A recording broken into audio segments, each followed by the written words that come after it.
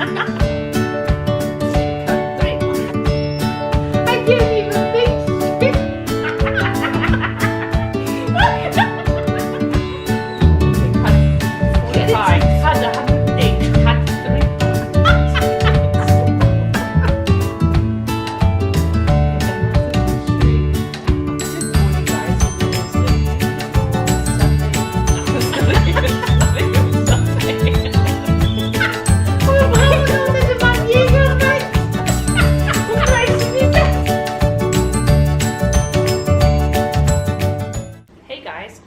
Recently we're invited to a homeschool tea here in Fairbanks, Alaska, and they asked us to share a little bit more about our ministry, Live Alaska, and ask if we wanted to just share how we have come to homeschooling and just share some encouragement. And it was such a blessing to us to be able, and an honor, really an honor to be able to be part of the community that homeschools around here. And we have met some amazing people through it. And we just wanted to make sure that we just share our story with you guys too, because I don't know. So there's so many different reasons why we homeschool and how we come to homeschooling and how we make it through the ups and downs that we thought we'd just share our stories. And that gave us the great idea to change things up a little bit and to start a weekly coffee corner by the fireplace where we just share devotions or what God has been doing in our hearts or different experiences we have with homeschooling. And maybe even if you guys have any questions, send them in and we'll be able to address them and maybe share them with all of us in our community to see how they solve certain problems or how they overcome certain struggles or even celebrate victories together. So thank you so much for tuning in today. And Kerstin, you're up. Well, like Simone said, it was really an honor to go there and to speak. And there were a couple of brand new homeschool parents too. And I remember just looking at them, and I just remember how I felt back then when we just started.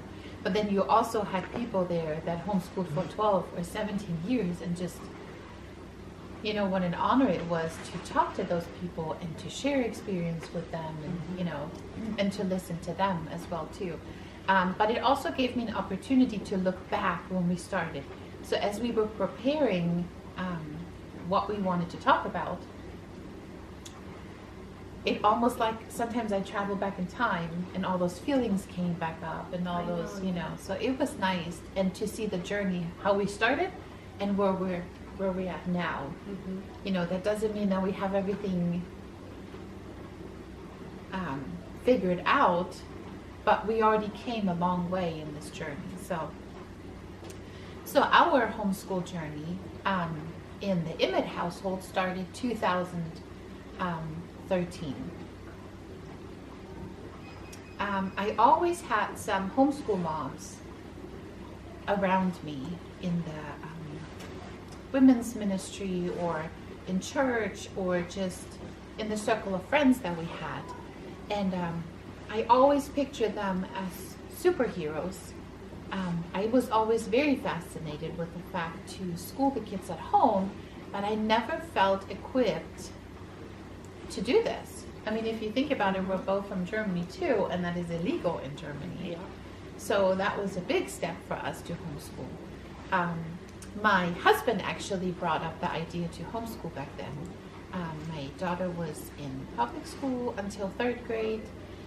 Devin went to kindergarten, and he went to preschool and completed kindergarten when John brought up the idea, and he said, why don't we homeschool? And he already saw the potential, I guess, back then, and he had the confidence in me to do it, but I myself didn't even feel equipped to do it. So thank you, John, for the confidence that you gave me back then. So we wanted to know what this whole homeschool thing was about. So we ventured out and we went to the curriculum fair and we looked at all the stuff. And even though we were completely exhausted, you know, when you come home with those brochures and you have a stack of... Bit overwhelming. Just a little bit overwhelmed. But I was also excited to see, wow, all this stuff is available. And it was amazing to see how we can actually help our kids to learn. There were so many cool textbooks and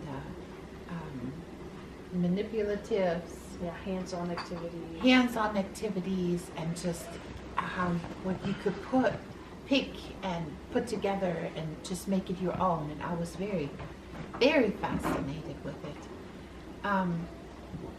So yeah, we decided to homeschool, and I still remember that day when John called me on the phone and he said, I just went to the kids' school and I signed them out.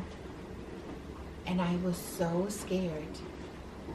And I felt this big burden on my shoulder. I'm like, their school is now. Their whole education is in my hands now. And it was such a scary, scary thought to me back then. Some people around us, they were so excited and encouraged us in our decision to homeschool. Others didn't quite understand why we would put the kids out of school. And others, they just weren't too sure what to think about it yet. And one of them was myself. Mm-hmm. And so we just decided to take one step after the other. A couple months later, John deployed to Afghanistan. And maybe that helped me a little bit too, just to put me in a position where I had to figure out this whole homeschool journey by myself. And somebody's calling. I'm not sure who this is. Who? This is again like a real life video. So yeah, that's how we started. And I just remember taking it day by day, subject by subject, just hour by hour, and just putting one foot in front of the other. Mm-hmm. So our path was a little bit different. I always had a passion for education and for learning. And being raised in Germany, school looked quite a bit different than it does here. So there were very high standards, and there was a lot of competition and pressure, and you're always being pushed into the direction of pursuing a career of status, or that gives you a lot of financial security. So with that, that's the path that I took. So I went to school, college, and started working. When we moved here to Alaska, and our kids started reaching school age, we decided to put them in a private school because I felt like that was giving us the security that they would gain the best education possible. While I was working at university, sounded pretty much perfect. However, every morning I drive to university after I dropped them off at school. I just cried because it just didn't feel right.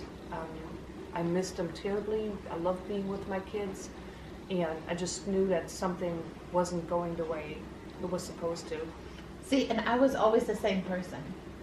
Because the first day after summer break, everybody put their kids in the school bus and they were so excited, and I was always the one crying, and I'm like, yes, but I like being with them. I know. I always enjoyed it. So that reminded me of, it's so true. Yeah.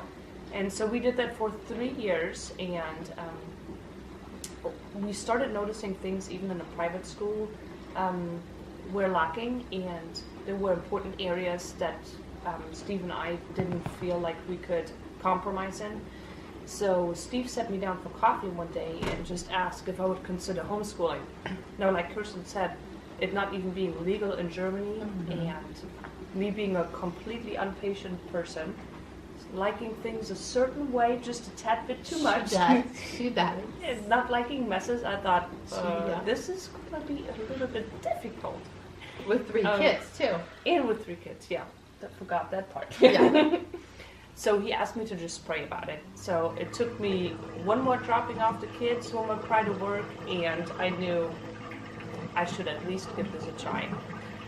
So we did. We pulled him out. And that was the best decision that we had ever made. Instead of pursuing a career and trying to figure out all those years what it is that I wanted to be or become, it was homeschooling all along.